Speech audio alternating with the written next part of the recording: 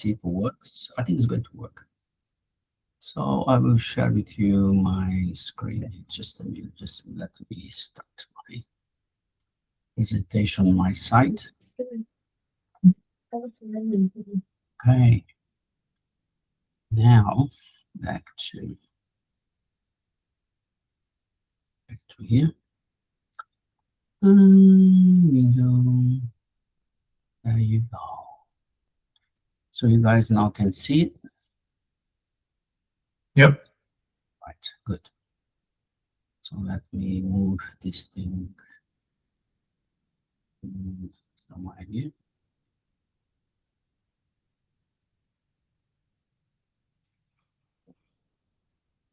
Okay. See if this will work. Yeah. Guys, yeah.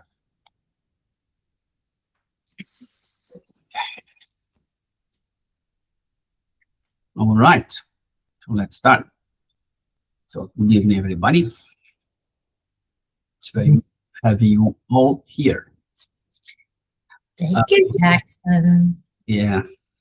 If you guys raise the hand, I'll be able to see, okay? And yeah, I can see your images, so not a problem. So tonight we're going to continue our studies on the book Reflection, Living Springs. Living Spring. Today will be the chapter 70, one of Emmanuel's shortest chapter, if you don't know. However, it's contains a huge lesson about the direction of our spiritual lives, the direction of our journey we just mentioned before. And at the first glance, it may seem to be a simple reflection about objectives in our life.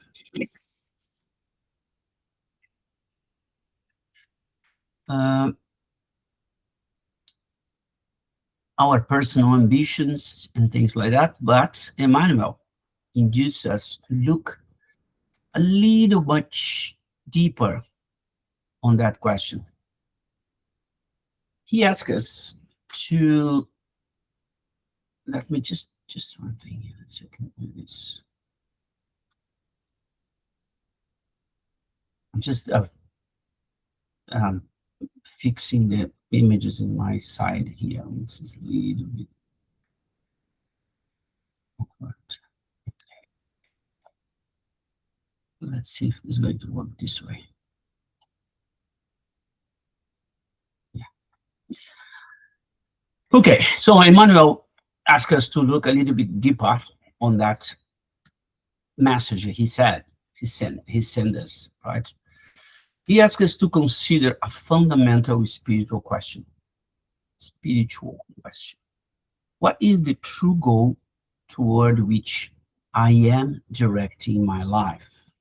We're talking about journey before. So what is the direction of this journey? Whether we are aware of it or not, every thought we cultivate, every decision we make, and every habit we repeat is quietly leading us somewhere. In his letter to the Philippians, Paul summarized the purpose of his entire life in a single sentence. If somehow I may attain the resurrection. This was not, someone may think, oh, this is about, having the eternal life after death, as per, Catholics and all the things that we stay there for a while until we resurrect. But this is actually beyond that. It is about the guiding purpose that shaped every choice he made, every sacrifice he accepted, and every challenge he overcome. Emmanuel reminds us that the same spiritual law applies to each one of us. We all have goals. Some are conscious, others silently influence our lives without us even noticing. And sooner or later, we move towards the destination we have been consistently pursuing. We see later how this happens. So throughout our reflection this evening, I invite each of us to keep one simple question in mind, right? What objective is truly guiding my life today? Because, as we will discover, our eternal future is shaped far less by what we occasionally desire than by what we consistently pursue. Let us begin where Emmanuel begins, by observing ordinary life. In the opening part of the text, he presents us with some familiar examples of the goals we choose to pursue and the directions in which they lead us. So let's take a closer look at what Emmanuel tells us about the goals towards which we direct our lives. So this is the text. The first phrase of the text is what Paul said in Philippians, then he continues this way. We always reach the goal toward which we direct our lives. The miser, which is the avarento in Portuguese, avaricios, is it, Luis? The word avarious is the same as miser, same as a stinge. Yeah. I don't know that word in English. Yeah. Avaricious. Yeah, I think it's avaricious, is it? Avaricious. Is the word for avarento in Portuguese. Okay? Let's Google. No, it is. It is? Yes. So the miser, or the avarious, or the avarento, dreams of accumulated wealth and eventually finds himself before the vault. The wrongdoer often spends a long time planning a destructive act before finally committing the crime. The skilled politician longs for power and rises to positions of authority in earthly affairs.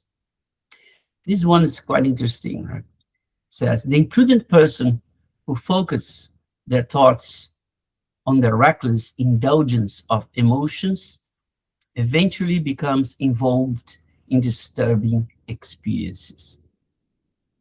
In the original text, it doesn't say imprudent person.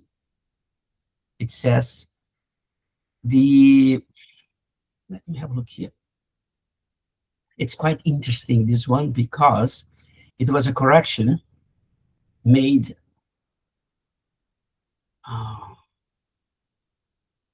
by the translator. Well, it mentions the women. The slack women is not women. At the time of Chico Xavier, and it was, they used that, you know. And then you see in the next continuation a little again, it's quite interesting the way the certain expressions become completely inappropriate after, you know, some decades or some almost a century. So Emmanuel begins with something remarkably simple. He does not begin by speaking about heaven or about God. He begins by observing everyday life. Every life is moving towards a goal.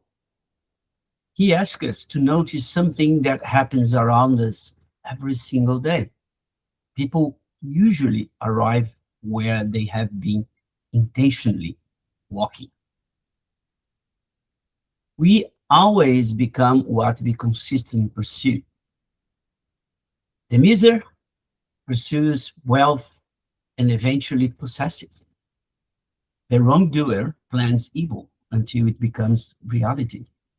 The ambitious seek power and often attain it. The imprudent follow emotional impulses and reap their consequences. So the miser doesn't become rich by accident. It was a sequence of thoughts and actions. Nobody become rich by accident only in certain exceptions like lottery or something like that. But still, if you buy a lottery, you aim at become rich. The criminal doesn't suddenly become a criminal overnight.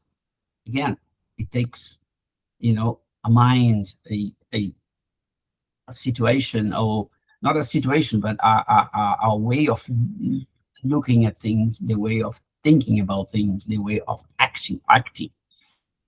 The politician who reaches high office has usually devoted years to pursue it. Nobody becomes a PM or something from night to day again. So the objective silently shapes the journey. And this immediately invites us to ask a deeply personal question.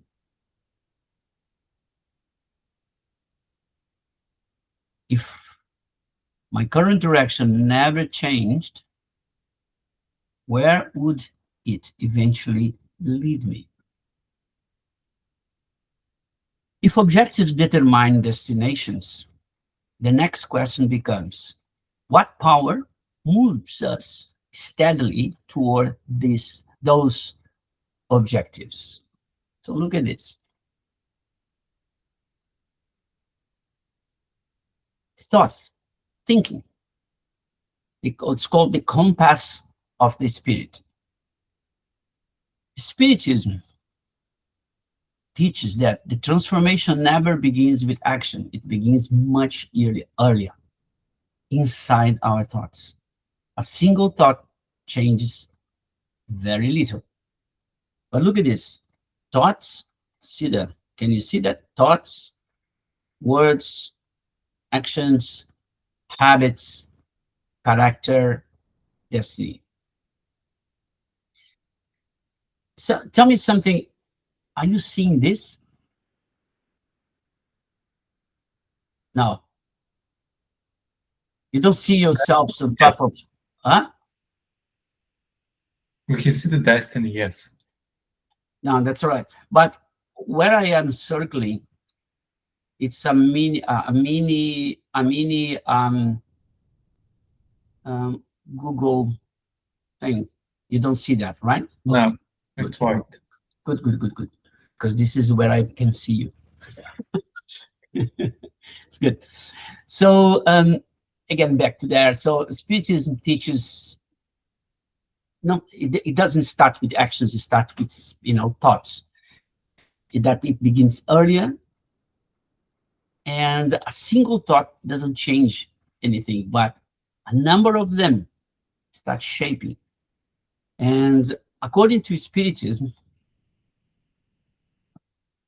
every repeated thought gradually becomes our destiny.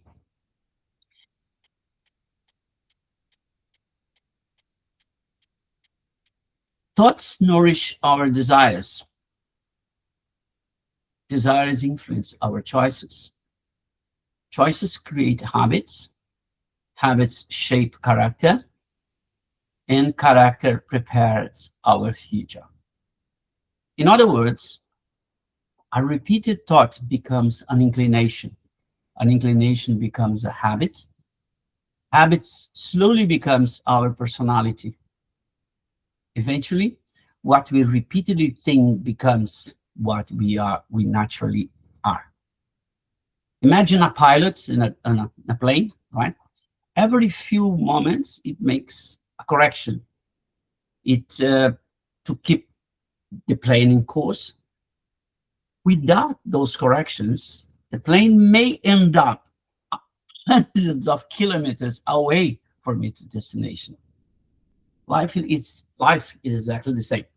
Small mental adjustments, repeated daily, determine where we eventually arrive. As per the Spiritist book, the spirit creates its own happiness or unhappiness. So it means that we are always sitting on the pilot seat, driving the plane of our life. Okay? So our thoughts direct our future. Emmanuel now reminds us of another universal law. Every objective carries a cost. It's like the cause and effect.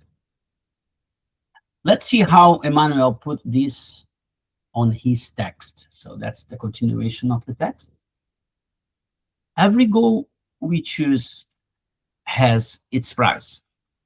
The miser often sacrifice peace in order to accumulate wealth.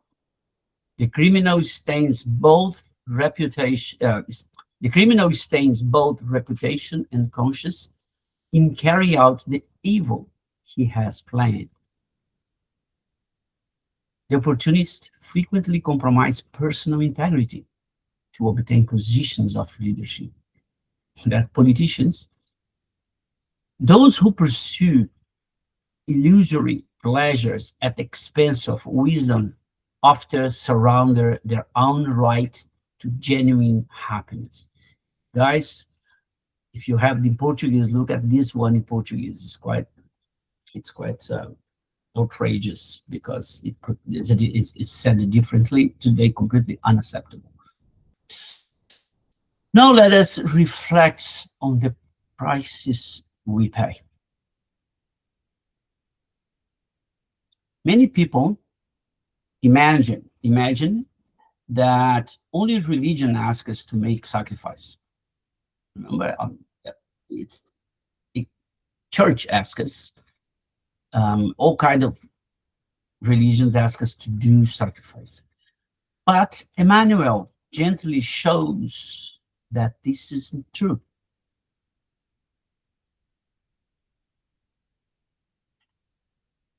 There are no meaningful achievements without sacrifice. Every worthwhile accomplishment requires effort. A doctor studies for years. An athlete trains while other rests. Parents sacrifice sleep for their children. Business owner accept uncertainty, the stress of the uncertainty. Significant effort is required.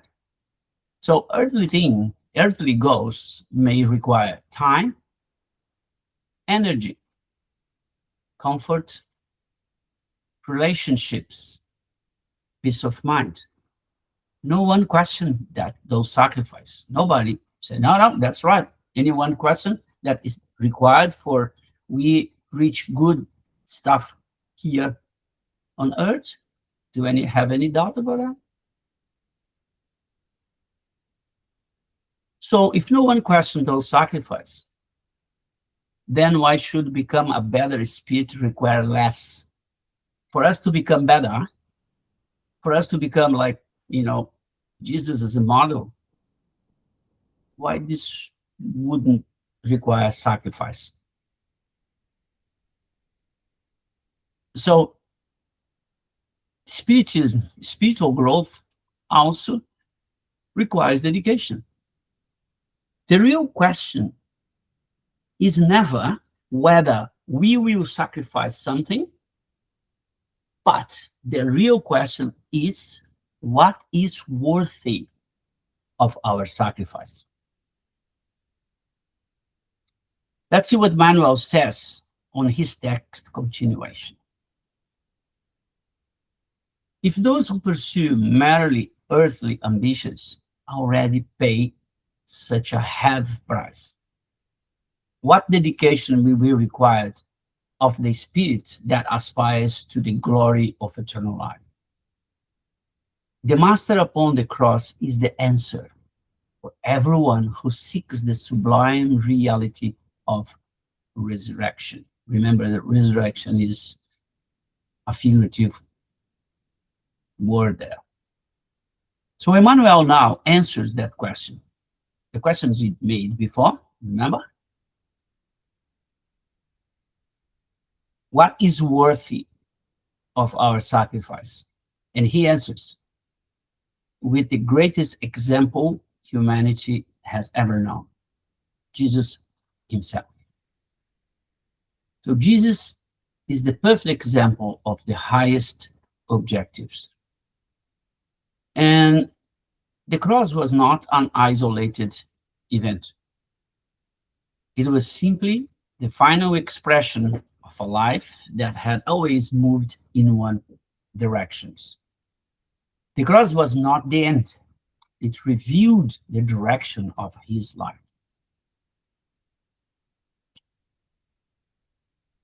Everything Jesus did pointed towards divine life, divine love. He constantly chose love of revenge, service over recognition, humility over power, forgiveness over resentment. Even his suffering never changed his objective. That is why Emmanuel says, the Master on the cross is the answer. The resurrection did not happen despite the cross. It happened because his entire life had already conquered selfishness. So the resurrections crowned a life already fully aligned with divine law. So at that time, probably the resurrection was the goal that humanity was seeing from all the sacrifice that Jesus made were topping up with his going to the cross.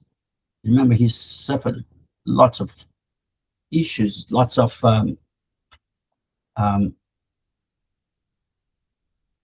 injustice and all kinds of problems,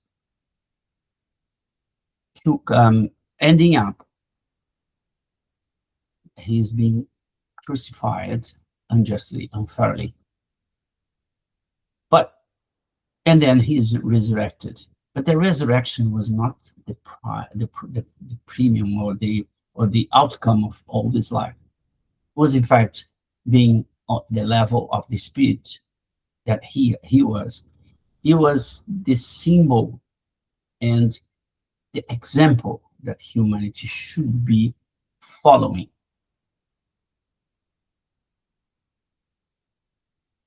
Among Christ's followers, perhaps no one illustrates this better than Paul. Paul got the right interpretation of that, maybe still written about resurrection, but he got what is the goal of a life, what the goal of a spiritual life. Paul never lost sight of the goal. His circumstances change, but his object never did. Imagine if Paul had stopped after his first imprisonment or after being stoned. Christianity may have spread much more slowly. We may have probably the other religions will not based on Jesus, was much smaller than some others around the world. But he was not stubborn. He was focused. And interesting thing is, when I read that, I immediately came some people in my mind. Do not mistake persistence with rigidity.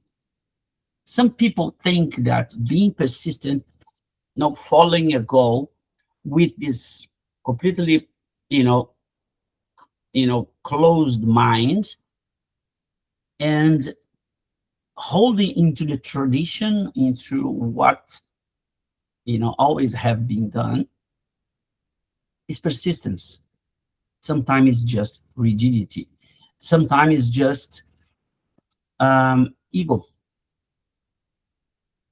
This is the always I've done, and this is all right.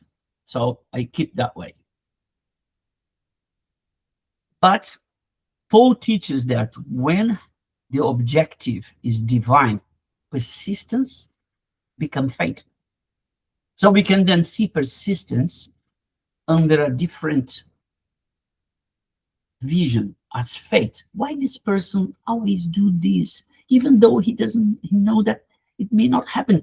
The chances of happening is, very low. And it happens. And if it doesn't happen, the person continues pursuing that objective. But the objective must be divine, must be helping someone, must be trying to be better, must be trying to explain that this is love. This is need to be accomplished with love, not with revenge, not with hatred. And even though the person is beaten to that, it continues pursuing that. So Paul endured rejection, imprisonment, beatings, shipwrecks, loneliness. Yet he continued servicing Christ. Note that Paul's prayer is remarkably focused. He does not ask for comfort. He does not ask for success. He does not ask for transformation. Everything else becomes secondary. This explains his extraordinary perseverance. People who live only for comfort easily become discouraged. People who live for higher purpose become resilient. How many have you seen that? How many people that pursue and become resilient because of that? Even though going through issues, I'm talking even on the life things, on the earthly things, trying to become an athlete, to become, it's perseverance. That's the word, perseverance. Paul's strength did not come from favorable circumstances. It came from clarity of purpose. That same principle appears even in ordinary human experiences and outcomes, what I just mentioned. For example, a marathon, an athlete. So everyone admires their excellence, but few admire the years and the time and the effort of quite preparation behind it. Think of a marathon runner, a concert pianist, a devoted parent, a skilled craftsman. A marathon is won during months of unseen training. A beautiful concert reflects thousands of hours of practice. A devoted parent, look at your parents, what they have done to make us, my parents, to make us to make me or make us what we are. Hours of devoted. And a skilled craftsman as well, apart from the gift, they still keep going, perfecting, improving, researching. None succeeds overnight. So spiritual growth follows the same law. It's built through countless small victories that no one no one else notices. Prayer, patience, forgiveness, kindness. These are the daily exercises of the soul. Spiritism gives a name to this lifelong process. It's called moral progress. So, our Spiritism constantly redirects our attention. Instead of asking, what have I accumulated? It asks, what have I become?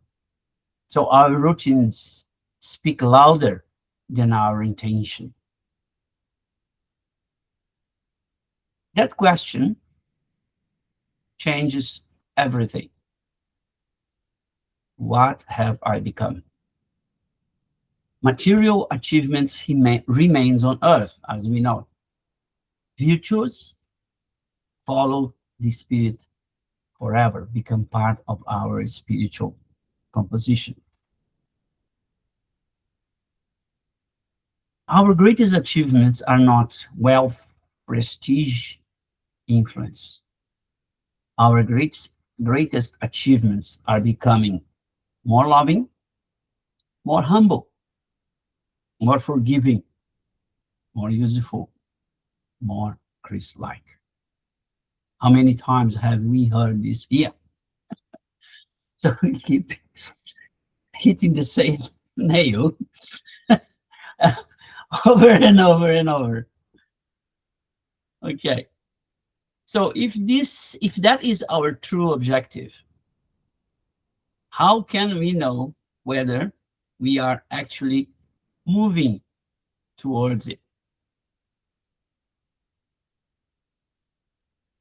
Our daily life reveals our real objective.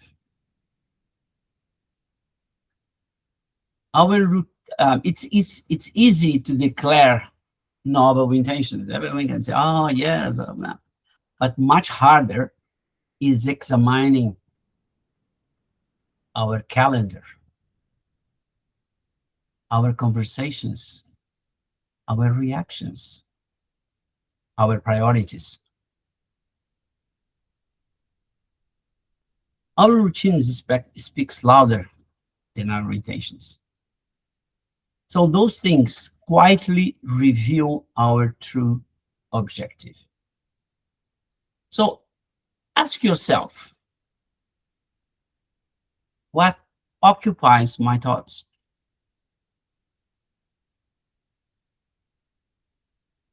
Where do I invest my time? What dominates my conversations? What receives my greatest emotional energy? Our habits reveal our destination. Fortunately, Spiritism never condemns us for discovering we are off course. We off the course. Not of course, but off course. It simply invites us to realign ourselves. Nature itself offers a beautiful illustration, a beautiful illustration of a continual alignment. It's a beautiful analogy. Anyone can risk to guess what's that? What is in nature offers a beautiful illustration of continual realignment. Nope.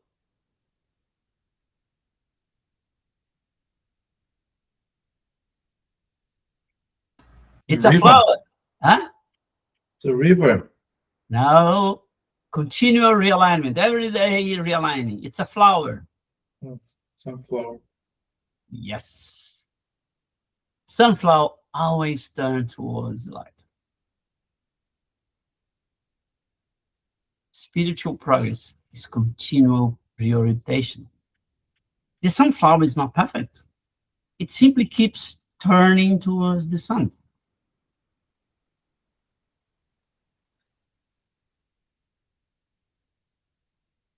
Likewise, like the sunflower, we may experience clouds, storms, darkness. You can see here the sunflower, in spite of the clouds, it tries to realign, tries to get towards the sun. The same is the disciples of Jesus. Sometimes they fail, sometimes lose patience, sometimes we lose our patience, sometimes we become discouraged. The important thing is not never failing, but continually seek the light again. It's always going back to the divine again. Every sincere turn strengthens the soul. Every new beginning, it's already a progress. That's what Emmanuel suggests. So let's see how Emmanuel concludes his message. He says, keeping that goal constantly before him, Paul persevered through misunderstanding, beatings, afflictions, and persecution, serving unceasingly in the name of the Lord. If you also wish to reach that same destination, center your aspirations on this sanctified ideal and continue forward with courage and perseverance until you attain the eternal reward, which means a better expansion of your soul, as Colleen would say if she was here. So this leads naturally to one final practical question. What can we begin doing today?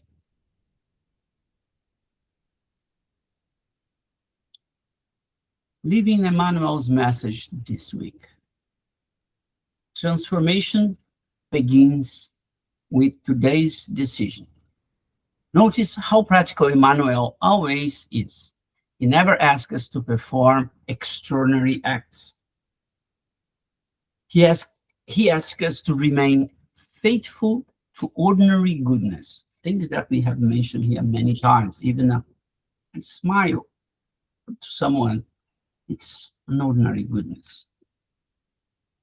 Choose one practical commitment as if it was a seed that you plant, that you germinate, and then you turn it into a big tree, and it will positively influence the direction of our journey. Pray with greater attention. So one prayer, one act of patience, forgive one person, avoid unnecessary criticism, one gesture of charity, so perform one anonymous act of kindness, study the gospel consistently. Small choices repeated daily transform the spirit. That is how saints are formed, through those repeated daily spirit transformations towards Jesus, towards the direction that Jesus was showing us. So finally, Emmanuel leaves us with the same invitation Paul accepted. As we conclude, so keep our eyes on the eternal goal. The objective determines the journey and destination. And as we conclude, let us return to Paul's remarkable sentence. If somehow I may attain the resurrection. This is symbolic. Not because it belongs to history, as I said, is symbolic, but because it can become our own prayer. Resurrection is more than an event after physical death, returning from the land of dead. It begins whenever love overcomes selfishness, whenever hope overcomes discouragement, wherever Jesus becomes our true object, the true object of our lives. Whenever we decide that we are not the center, that we are part of the big love that is God, that we are part of God. May this become our holy day aspiration. Every choice, every thought, every act of love. It's one more step towards our spiritual resurrection. So may we live here tonight, not simply inspired, but with a renewed determination to walk deliberately towards that eternal goal. That's it for me. Anyone wants to compliment? No, Jackson, thank you so much for your presentation. It was beautiful. I think it's one of the things that you said. I think it's very important that we can adjust, always adjust, even though we know that we've been off course of the course that we had planned before. And we have plenty of time because we are eternal to just put ourselves back in the right path and to restart the journey. That's something very important, because I think sometimes we get ourselves thinking that, oh yeah, it's lost, or I can't do better than that anymore. But yeah, if we put ourselves back in the path, we can get there.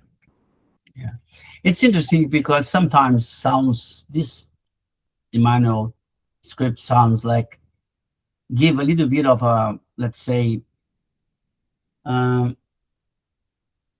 power for those that said the means influence the person formation. I mean, if someone grows thinking that they need to be rich or be something, that thought pursued that person the whole life. It's about choosing the goals, where you want to be, where we want to be, and sometimes who give us a compass for that are our parents, is the environment where we live, is the context, isn't it? However, I think that comes the spiritual, when the spirit is more evolved spirit, I would say a more morally evolved spirit. When he reached that environment or that context, then the things they took from other lives speaks louder.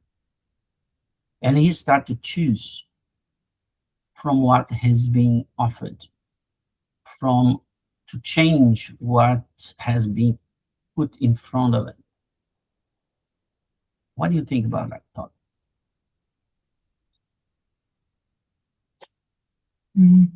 Yeah, no, it's. Yeah, I think it's a good, let's say, north that we have to move toward. So yeah, it's quite important to know that goal. I think that text from Emmanuel, it's more a awareness. It shows us, look, you are on that context, but the context doesn't make you. What make you is what you think, is what you want to. It's your awareness of the spiritual life. It's the awareness that the spiritual life is more valuable. It's worth than the earthly, the material life. So again, if you reach a context where everything points you to the material life, imagine you are born in the slum. You have to survive. Some people say the spirits people don't have choice. They do whatever comes to their hands. But some choose and choose differently. Why they choose differently? What would be the answer from the spiritist point of view? That person, I believe, it's a spirit that has brought with him, with her, something that make difference when they decide to choose. Does it make sense? Yeah, like everyone have different experiences. So from their spiritual journey. So yeah. And this text is just a reminder for someone who is about to forget, is about to turn into, okay, I'm going to make my life more comfortable. I'm going to take from them to get to me. So I am better using making choices. And when you read such thing, then you, okay, there are a little bit more than just the material life. I might need to choose differently. I might need to react differently. I might need to create opportunities for me to change the direction of my life, my spiritual life. Okay. That's what I thought. That's what I learned with that thing, with that little passage from Emmanuel. Any more comments? okay. I'm good. Thank you. Thank you, Jax. Okay. So if you can finish it up for us for tonight. So I have a little bit of a meditation, which isn't part of the same theme. I will now take this off. Just I'll bring you guys back here. Stop sharing. Where are you? Oh, there you are. Okay.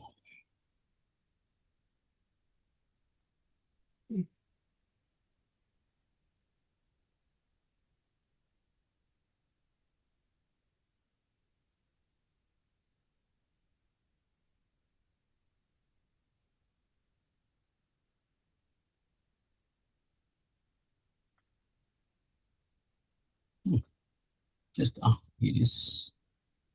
No. That one.